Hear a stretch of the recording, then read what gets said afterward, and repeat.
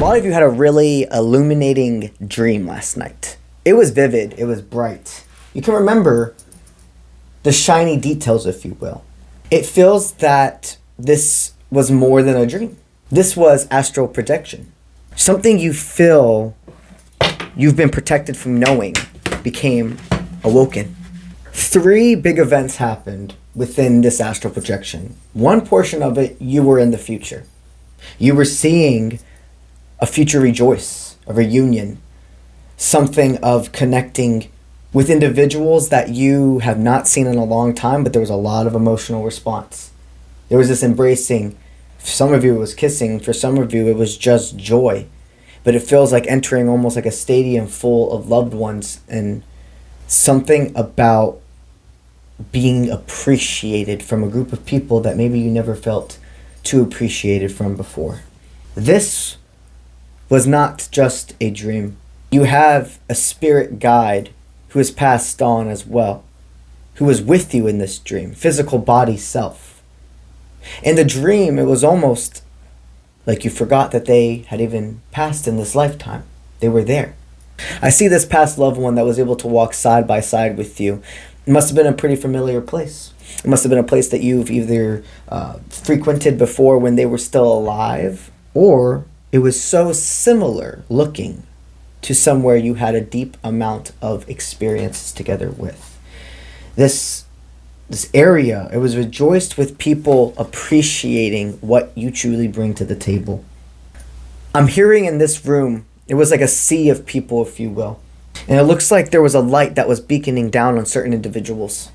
There were a humongous amount of hellos and goodbyes I'm hearing you intertwined with these past couple of days in your dreams, astral projection, etc. Spirit wants you to rejoice that there is a certain individual that, because there was almost closure, you could feel it. Forms of closure you didn't even know you had with people. Forms of closure you didn't even know you still needed to have with people that you had by interacting in this astral projection with each other.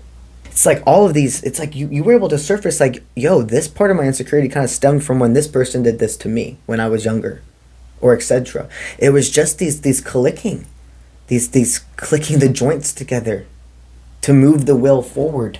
As this was becoming more and more to light, there was another illuminating light on somebody that's in your 3D.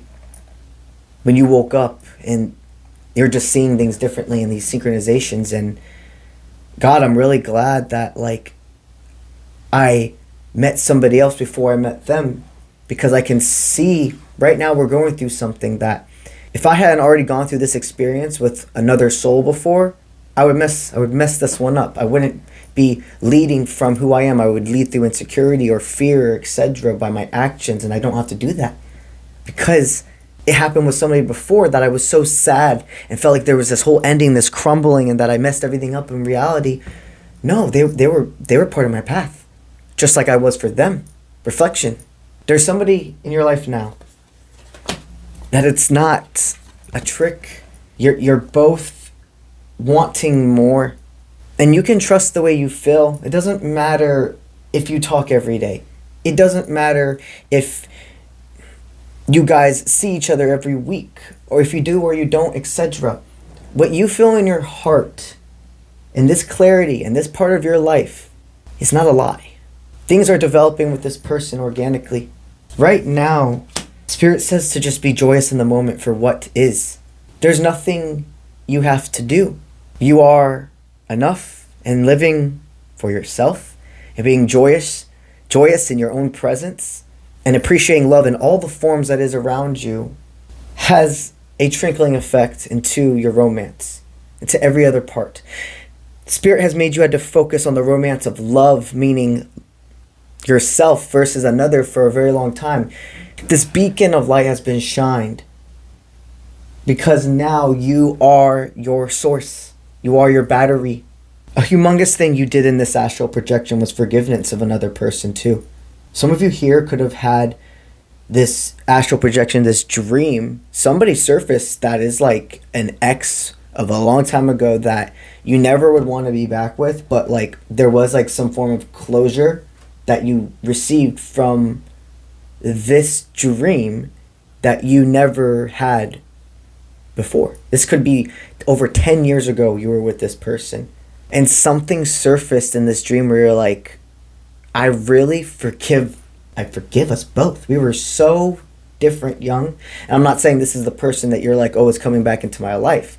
It's like you woke up from a dream, okay?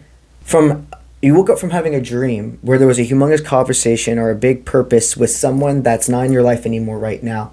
So you could see aha moments when you woke up about the individual who is here. What I'm seeing is your guides embracing this new space. They're able to like run around in your dome, if you will, because there's all of this space where it's not full of clutter and trying to continuously do something a certain way. I see somebody that's ready to explore the new with the person that their soul knows.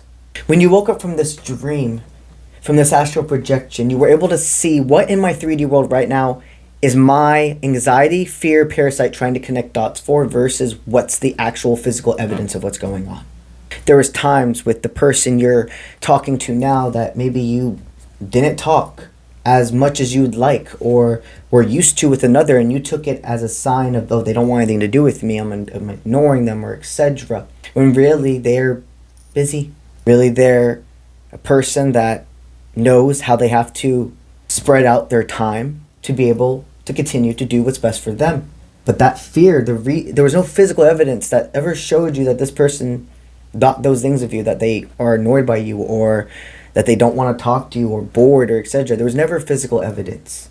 There was never their physical even intentions or anything. It stemmed from past relationships. This type of scenario happened before with this person, and it turned out that they found me to be this way. Or it turned out to go bad, we separated, etc. You were able to formulate what part of me is living in the past with a new person.